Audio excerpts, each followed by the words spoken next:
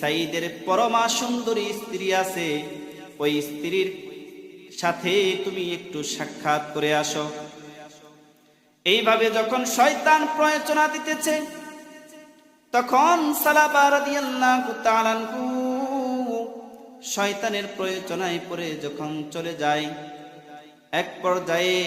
এক পর্যায়ে ঘরের ভিতরে যখন চলে যায়, সাঈদ রাদিয়াল্লাহু তাআলা আনহুর স্ত্রীর হাত যখন ধরে ফেলেন, তখন সাঈদ রাদিয়াল্লাহু তাআলা আনহুর অন্তরটা কেঁপে উঠে, অন্তরের মধ্যে ঝড় বইতে থাকে।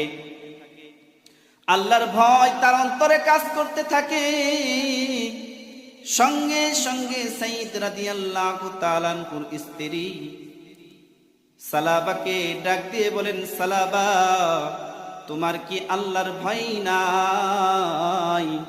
আল্লাহর তরফ থেকে যদি আল্লাহ তোমাকে কাল কিয়ামতের ময়দানে তোমার ভাইয়ের আমানতের খেয়ানত তুমি করেছো, এই প্রশ্ন যদি আল্লাহ পাক রব্বুল আলামিন তোমাকে করেন, তখন তুমি কি জবাব দিবা?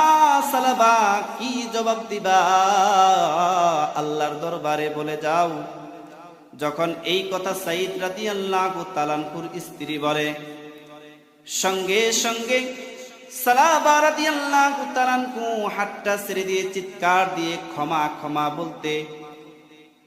ক্ষমা বলতে বলতে ঘর থেকে বাহির হয়ে যায়।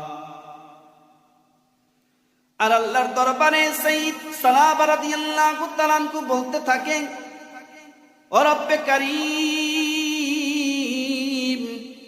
কেন আমি এই খারাপ কাজ করার জন্য